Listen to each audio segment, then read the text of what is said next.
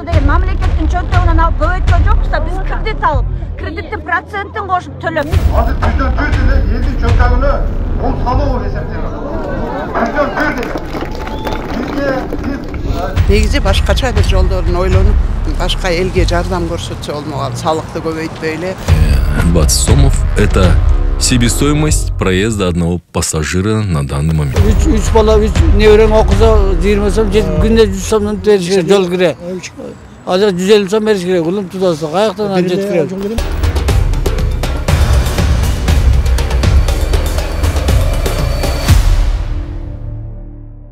Акылбек Жапаров салыктын баасын көтөрүп, ККМ аппараттарды койгула деген демилгеси капчыгы каңшарылган соодагерлерге жакпай турат. Өкмөт башчынын салык саясатына нарындагы соодагерлер караманча каршы экендигин билдиришти. Товарды деген мамлекеттин чөнтөгүнөн алып көбөйткөн жокпуз да, биз кредит алып, кредиттин процентин кошуп төлөп, анан ушулар товарыбызды көбөйттүбүз да, мисалы Жапаровдун чөнтөгүнөн же Садыр Жапаровдун же бул налогдун чогунун чөнтөгүнөн алган жокпуз да, биз ошол акчанычы өзүбүздүн кара тер маңдай акыбыз менен тапкан нерсебизге булардын кол салгыдай кандай акылары бар, мисалы ошондой патент эле кылып койсо болмок да, муну эгерде ККМ кеспей калсак эмне кыласыңар десек, эскертүү беребиз дейт. Экинчисинде 5000 сом, анан 13000 сом, анан эмеңерге жараша, анан көбөйтөбүз деп атат да. Значит, текшерет алар. Биздин акчабызды текшергенде алардын кандай акысы бар, же проценти жок миллиондоп кредит берип койбосо, ошондой. Патент бербесең, мисалы үчүн бирге кредит ала албай атабыз, биз патенттин негизинде иштеп кредит алып анан ойкот кылчубуз да. Ал арада Дордой базарындагы соодагерлер дагы ККМ аппаратына, соодагерлердин жонунан кайышилген салык системасына нааразычылыгын билдирип чыгышты. Кийинки жаңы жылдан баштап ушундай бир талаптар болобу же кандай бир эмелер болобу, мен келишмей иштешели. Көпчүлүк ишкерлер. Эч качан буга чейин биз эч кандай колубузга эч нерсе алган эмеспиз. Мындай нерсе болгон эмес. Азыр жүздөн төрт эле элдин чөнтөгүнө бул салуу эсептелет. Жүздөн төрт эле. Siz айтып атасыз, элибизге түшсүн мамлекетке, биз мамлекетке төлөп келе атабыз. Биз качып аткан жокпуз. Биз дагы төлөй беребиз. Биз дагы патриотпуз. Элибиз үчүн, жерибиз үчүн дагы. Буга чейин соодагерлер ККМге каршы болуп, ККМ аппаратын коюу элдин нааразычылыгын мындан ары күчөтөөрүн билдиришкен.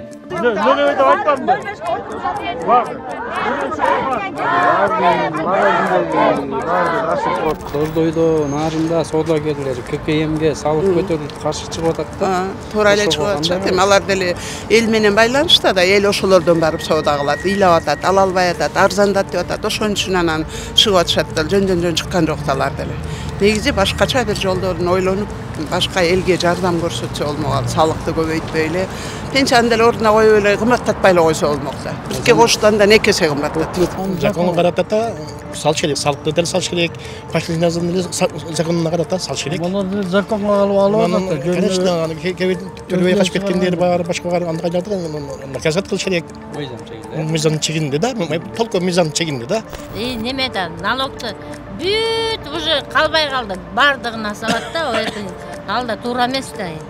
Карапайым калк каражанын кар чуруп араң жашап жатканда какаганга муштаган болуп, 1 ноябрдан тарта автобустарга жол киренин баасы 25 сомго көтөрүлөрү маалым болду. По мнению наших экономических экспертов, которые проводили расчеты, остановились на цифре 20 сомов. Это себестоимость проезда одного пассажира на данный момент. Где-то 19,80, вот такие цифры, если быть более точным. Вот. Бюджету города обходится проезд одного пассажира в 20 сомов в среднем. Троллейбус, автобус. 15 сом болсо нормально болмок да, анда 25 сом болбойт го, сегиз. Автобус айтагандар бар, немеге түшөт да, мамлекетке түшөт да. Бирок каршымын. Балдарыбыз окуйт, кыздарыбыз окуйт, неберелерибиз окуйт, өтө кыйын болуп калат. Өтө биз каршыбыз ага. Жанагы 20 сом болсо 3 бала, 3 неберең окуза 20 сом, күндө 100 сомдон бериш керек жол кире. Азыр 150 сом бериш керек, улум тутасы каяктан жетип кирет. Жанагы кай неме зыян бар, окууга төлөйт. 8000 окууга төлөгөндөр бар. Өтө кыйын болуп атат. Кимде айлык аз, эптеп араң зорго жашап атат, аларга кыйын болот. А бизге пенсионер, бизге жана неме берет, жана тулпар проезд мен биз жүрүп атабыз. Балдарыбыз жардам берет. Улуттук статистика комитетиндегилер базардагы баадан кабардар эмеспи же азык-түлүктү 20 жыл мурдагы баалар менен эсептеп алышканбы? Айтор бир айда 7756 сомго кенен тоюнасыңар деп көпчүлүктүн оозун ачырды. 2023 жылдын 3-кварталына карай Кыргызстанда жалпы жашоо минимум 7756 сом деп эсептелди. Улуттук статистика комитети маалымдагандай, эмгекке жарактуу калктын жашоо минимуму 8888 сом. Ал эми пенсия жашындагылардыкы 6878 сом, балдардыкы 6598 сомду түзөт.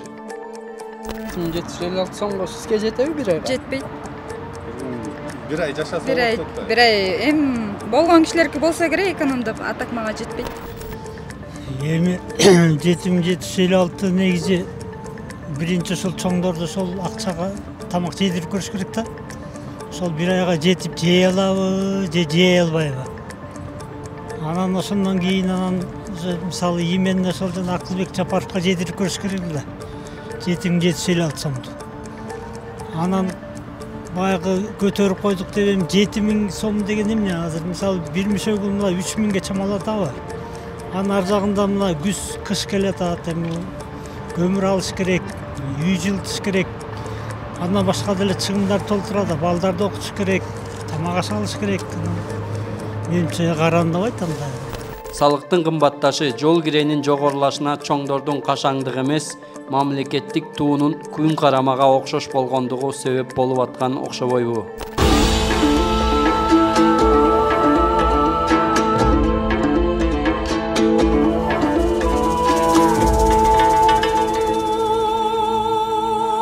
Сиздин 87 сомуңуз Кыргызстандагы коррупция менен күрөшүүгө кандай жардам берет?